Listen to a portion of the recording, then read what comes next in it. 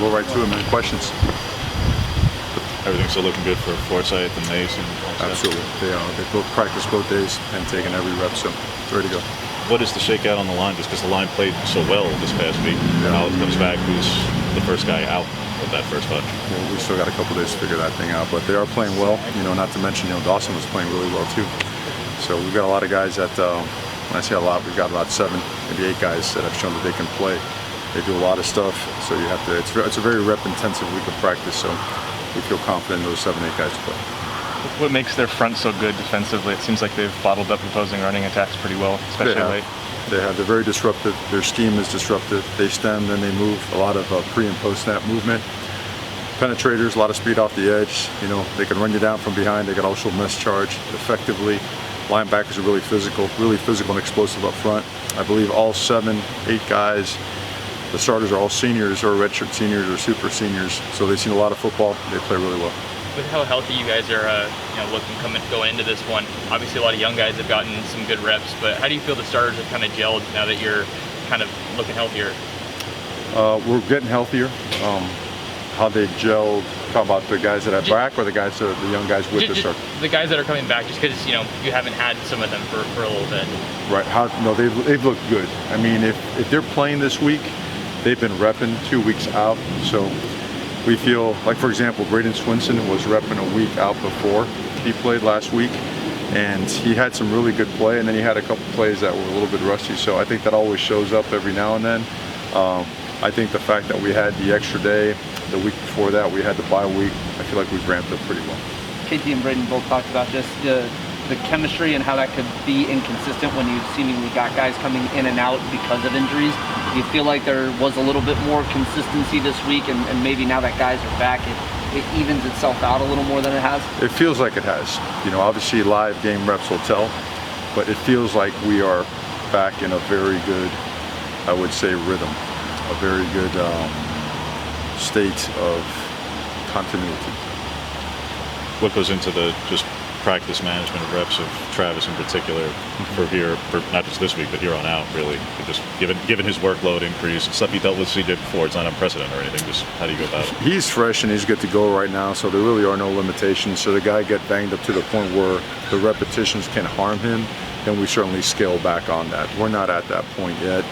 Certainly all the other guys have gotten a significant amount of reps, so we feel really good about the preparation and the rep count for him.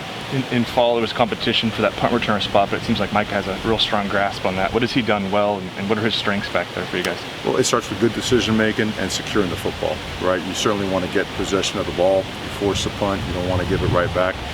He's done those 2 things. He's also shown that he can make an explosive play back there and has put us in good situations. So really fired up and proud of him for doing that. He had worked at that really hard, and we caught a couple other guys that have worked at it too, that give you an opportunity. So we're getting better and better at teams, both covering and returning.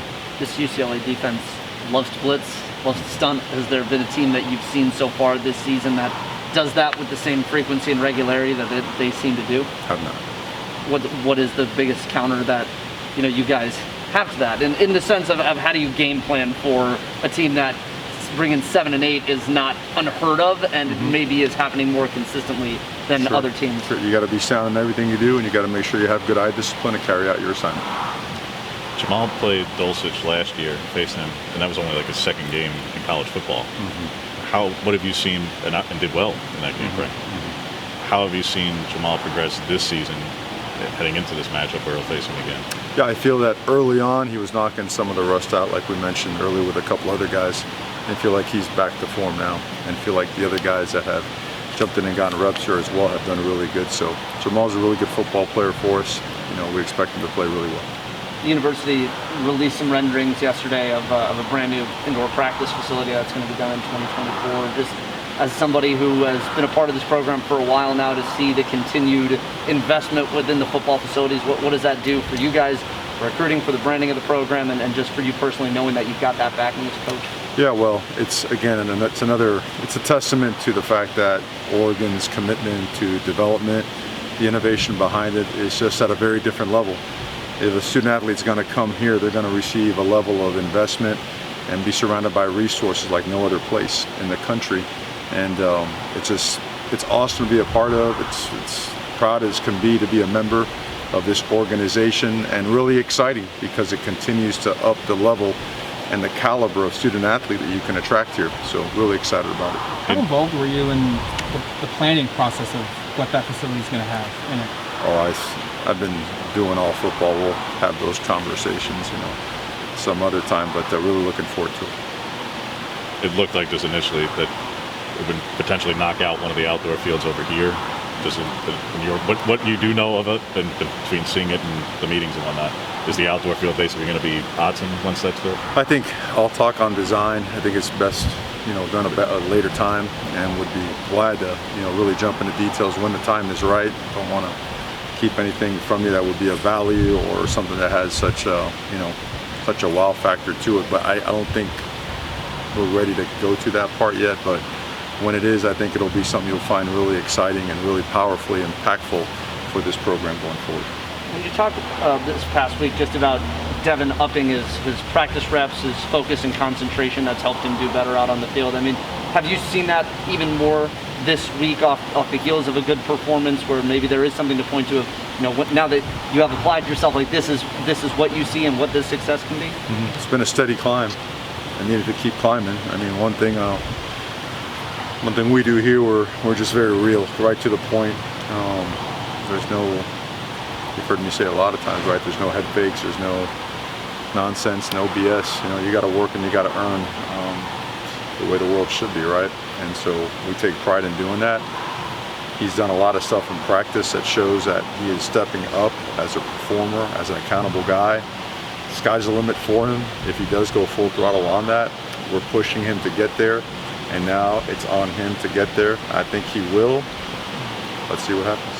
You talk a lot about the importance of the Tuesday, Wednesday practices. Just what do you like about this team through these 2 days of practice and their preparation? Yeah, to me, I like that question a lot because the intensity really showed up, and it showed up strong.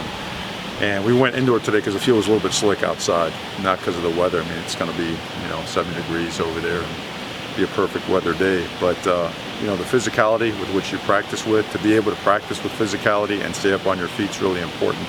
The stunts that they do on defense, what they run on offense is challenging, and you've got to see it full speed.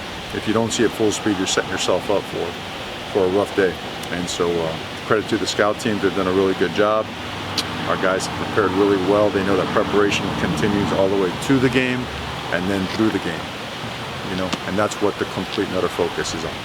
You mentioned what Anthony brings to the sideline during games as well. I'm not even sure if you saw it in real time because you were paying attention to the defense, but in that fourth quarter when he goes over to Travis, talks to him specifically, goes over the offensive line, speaks to them specifically before some of those drives. Plugs into just what you've seen from your quarterback on that sideline demeanor in those moments, not just on the field, but your point on the sideline and before those moments, before those drives. Well, like we said, real is real, and they know that that means a lot to him. His ability to have a positive and strong impact on his teammates in clutch situations, critical situations, is felt. If you look at his numbers in the fourth quarter throughout the season, and particularly this last game, they're strong numbers, really, really strong numbers. So, and I know Anthony has been working his tail off to have that type of consistency throughout the course of the entire game. So it's very meaningful. More and more guys are doing that. That's what's helping us grow as a football team, and that's something you need all the time. Have you experienced a guy, obviously Bama had some terrific quarterbacks all year, but I'm not sure anybody who had quite I haven't looked at all the splits, but like Joe has not had the quarterback with the splits in the fourth quarter that you mentioned. Can you recall of one who had just 6 touchdowns in the air and on the ground and 200 plus efficiency rating? Well, I mean, I've been pretty blessed. I've been around some pretty good quarterbacks, so I can't recall specific numbers. But, back to Anthony's just done a really good job in the fourth quarter. We got to keep doing that and do it early on as well. You guys have a lot of quarterbacks, in your room. Go preparing for a guy like DTR. How valuable has it been to have some of those freshmen that can kind of help you guys get ready for him? Well, we don't have a lot of quarterbacks, we have the average number they have around the country. To get ready for a guy like that, you need all of them because he does all things very well. He throws it well, he runs it well, he improvises extremely well. Design quarterback runs really well. Accuracy, I mean, he gets on. You've seen it. You've seen how dangerous of a player he is. He's as good as it gets and as hard to defend as there is in the country. So valuable to, a guy like him, a guy like Charbonnet, their offensive line. I know that they just got some really good players across the board. You mentioned Dulcich, you mentioned Ryan. Someone mentioned Ryan earlier. Really good players. Is there a way to, I guess, simulate somebody who improvises so well with his feet? I mean, is there a way to even accomplish that in practice when a lot of that seems like it's sort of It happens. It happens organically a little bit, as you're running plays and as you're playing ball. If you're playing fast, if you're practicing fast, it does happen. And so you do get some simulations that you're like, okay, that's probably what it's going to look like.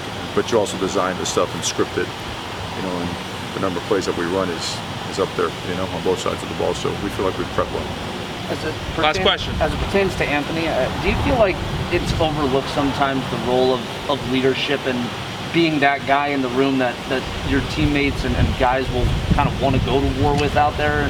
When there's all this discussion about, stats and outside things, I feel like intangibles matter. Do you feel like intangibles are sometimes overlooked in the broader conversation about quarterbacks? They're at the top of the list with everything else as it relates to everything. The quarterback room, this country, this world, leadership is different, right?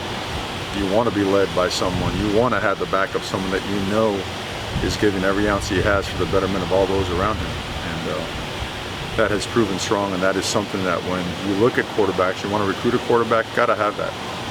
Because, if a guy has that, then the offensive line somehow finds a way to block for that much longer. Running back is willing to run that much harder. Defense is willing to try to find a way to get the ball back that much more that much faster. So extremely important top of the list.